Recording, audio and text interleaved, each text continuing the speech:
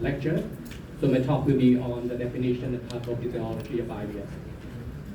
And as you know that the definition has been changed, and irritable bowel syndrome once considered as a functional intestinal disorder characterized by abdominal pain associated with altered bowel habits, and it has been changed the name to disorder of gut-brain interaction, which we call DGBI. This point is very important because it will change our practice and our approach based on pathophysiology that we targeted the gut and the brain both. So regarding to the global prevalence of IBS, as you can see here, in over the world, we have the pooled IBS prevalence significant different when we use the criteria of Rome 3 and Rome 4. When we use the Rome 3 criteria, the prevalence is about 9.2%. But when we use the updated Rome 4, so you can see here the prevalence drop, and it's only about 3.8% because we have a more strict criteria, and we are now waiting for the Rome 5 in 2026. It's also very important to see that I think we all know in our practice that females is having the risk of IBS more than male, and the prevalence is also very significant different across countries.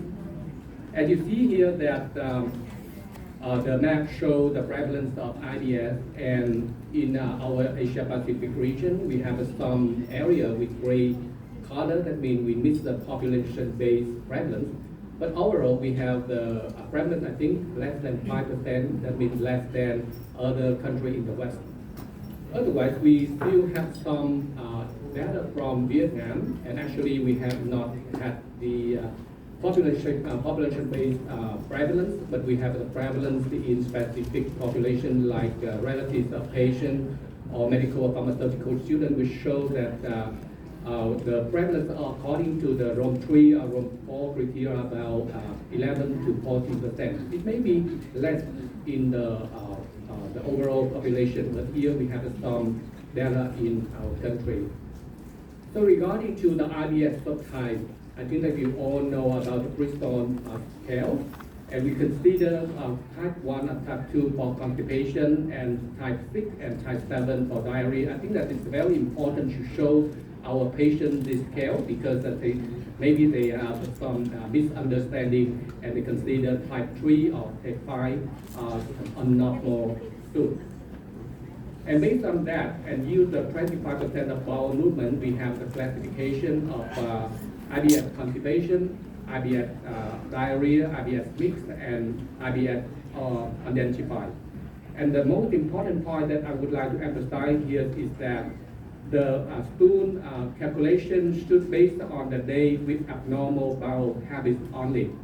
And it's also very important to aware that the patient needs to opt medication that can cause bowel habit abnormality so that we can characterize and classify our patient correctly.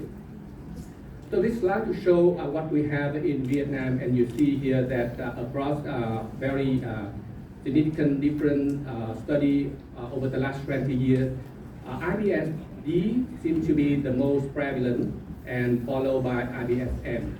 So we less likely to see IBS-T in our daily practice. So regarding to the pathophysiology of IBS, I think it's a very complex, multifactorial pathophysiology, and the core is the gut-brain interaction. So beside on the left side, you see the interaction with the environment factor, including infection, antibiotic use, also the diet, and a lot of things. And on the right side, we hit the gene, that means the inhibitory factors, but the most important factor is the environmental factor. So let's talk about the complex of the gut-brain interaction. And we know very well that in the past we think that there's something wrong in the brain, not in the gut. And in the gut we have something that may be modulated by the brain, like motility and secretion, as well as sensation, hypersensation. But it's very important and interesting to see that this is a two-way direction. And this is very interesting and informative study from Australia. And the author conducted a community-based survey in Australia in about 2,000, nearly 2,000 participants. And at first, they assessed IBS and functional criteria, functional dyspepsia, using the three criteria. And they also score the anxiety and depression. And they follow patient after on the participant after 1 year. And interestingly, you see that after 1 year, for patients with baseline anxiety and depression and without IBS or functional dyspepsia at the first time, then they have the risk to develop the disease.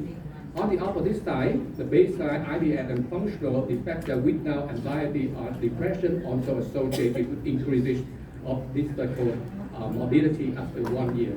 So this is a very important study to show that the two-way direction, and it emphasizes that in our daily practice we should be carefully about both the gut and the brain, especially for patients with long-term history of IBS, or the patient will develop psychological disorder after we follow the patient after 1 or 2 years.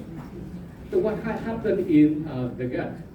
We have some studies to well demonstrated that the most consistent finding is abnormal colony transit time, because CTT, and it's more rapid in IBS-D and less slow CTT is predominant in IBS with constipation. And it's interesting to apply it in our daily practice that we use the Bristol tool to estimate the CTT when we have a patient with a specific IBS subtype. The hypersensitivity of the gut is also well documented. And this is a study to show that when they use the barostat, they put the barostat inside the left side column and they inflate it and see what happened. And in the right side, you see here that when we use stepwise extension, intermittent extension, significantly we see that the patient with IBS have a higher sensitivity. That means they have a lower threshold of pain compared to the control. And it is also important to see that it's not the psychological disorder that we documented in our patient that can estimate the hypersensitivity of the patient. And it is a very interesting study to show that when we make the rectal document the rectal compliance and perception, it's a very interesting to see hypersensitivity to rectal distension occur to 1/3 of patients, and this is not associated with psychological disturbance, but it's associated with the symptom severity. That means based on the symptom severity, we can guess if the patient has a higher risk of hypersensitivity viscerally. So originally we talked about the gut brain, but now we know more about the microbiota and how microbiota interact with the gut brain acid.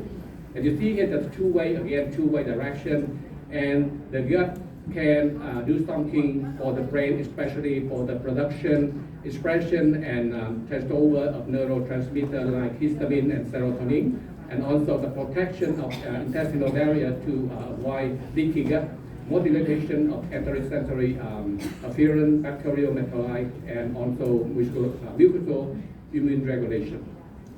And the disturbance of the microbiota has been well documented in meta-analysis, as you see here, but it's still far from our practice that we need to know more about the component as well as the dose and the length of the the probiotics use that we can use appropriately in our daily practice. And we also note about the low-grade inflammation in the gut. That means when we have the low-grade inflammation, we have a more infiltration of the immune cells and the inflammatory cells, especially the mast cell that can secrete the cytokine and some neurotransmitter like histamine and serotonin, and especially when the mast cell is located close to the ending of the sensory nerve in the gut, that it can cause the hypersensitivity of the nerves and cause symptoms. not only in the gut, but the disturbance and the leaky gut can increase the symptom outside of the gut, especially in the brain. And you see here that when the gut is leaky, so inflammatory cell and cytokine and can penetrate and go into the bloodstream, and some of them can go across the gut-blood barrier and cause the disturbance in the brain, and then we have the symptom in the brain like anxiety and psychology. So it's very important to consider about what we call post-infection IBS, which I think very important and prevalent in our Asia Pacific region. And you see here that about 110 of patients after acute gastroenteritis can develop this, and it's not only with bacterial but also with protozoal or viral. It's about 4 times higher risk compared to the patient without this disease.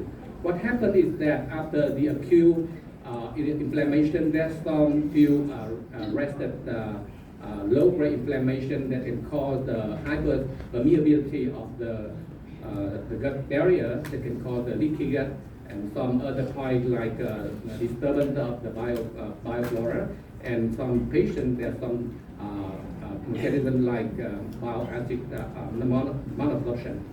And it is intriguing to see how the patient can develop post-infection IBS or not, and it depends on the predominant bioflora. And you see here that if the predominant Clostridium is most likely to return to normal, but if it's predominant bacteroid, so the patient will have a line more risk to develop post-infection IBS. And I think that it's also very important to talk about high FODMAP diet, and we mentioned the fermentable oligo D or monosaccharide and protein.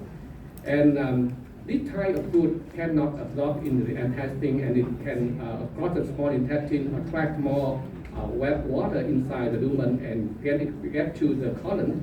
The bacteria there will metabolize and increase the number of gas, and it all causes the symptom of the IBS. So I think that it's very important to see that in our daily practice, overlap of DGBI is quite often, and we have more than, I think, 40% of patients with IBS and functional dyspepsia. So recently we have the study from Professor Talley and his group, which show that there's some kind of mechanism where we can explain why we have the overlap like this, because the inflammation, low-grade inflammation, especially the presence of mast cell, may happen not only in the colon, but maybe higher in the small intestine, in the duodenum, and can cause the symptom not only in the stomach, but also in the colon. So overall, we can see that it's a very complex pathology of this, and the main is the interaction, two-way direction of the gut and the brain. And in the real-life practice, we need to check the trigger, the 3 types of trigger, that means the psychological disorder, the diet, and then the drug, especially antibiotic and infection of the gut. So before I end my talk, I would like to share the factor relevant to the manifestation of IBS symptom and frequency of this feature in patient with population. Why is important? Because based on that, we can guess what happened to the individual patient, so that we can hopefully